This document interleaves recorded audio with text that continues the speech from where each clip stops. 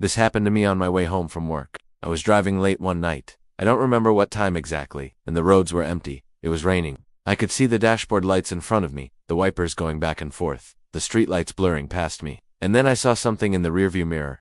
Someone was sitting in my back seat. I don't want to sound dramatic, but I literally froze. My heart stopped for a second. Then I quickly turned around, but when I did, the seat was empty. I told myself it was just a trick of the light, maybe a shadow. So I started driving again.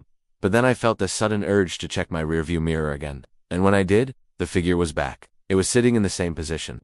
It hadn't moved. I don't know how to describe the feeling of dread that came over me, but it was like an ice-cold hand gripping my heart and squeezing. I didn't know what to do. I couldn't bring myself to turn around again, so I just kept driving. But then the figure in the back seat started moving. It was leaning forward. At this point, I was panicking. I could feel my breathing becoming heavier, my hands gripping the steering wheel tightly. I pulled over as soon as I could. I parked the car and turned off the engine. Then I did something stupid.